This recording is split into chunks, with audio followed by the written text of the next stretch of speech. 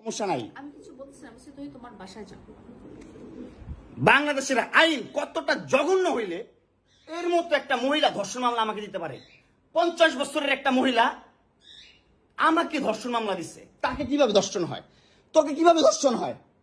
সেটা তুই কোর্টে যে প্রমাণ করিস।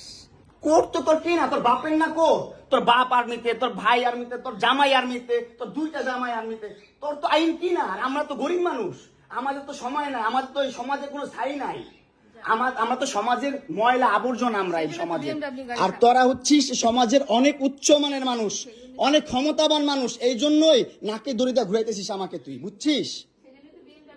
হ্যাঁ, বিএমডব্লিউ নিয়ে যোগ্যতায় চালাই, তোর টাকা দিয়ে চালাই না, যোগ্যতা চালাই, কামাই করে চালাই।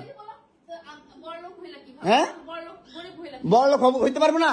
কোথাও লেখা আছে গরিবরা বিএমডব্লিউ চাইতে পারবে না, গরিবরা বড়লোক হতে পারবে না? কোথাও লেখা আছে? হ্যাঁ, কোথাও লেখা আছে? না হলে ওই মেয়েদের বাসায় যাও, না হলে নরসিংদী যাও, যেখানে যাচ্ছিলে সেখানে যাও। তোমার কাপড় চোপড় নিবা? অবশ্যই নিব। দাও, ব্যাক করে দাও।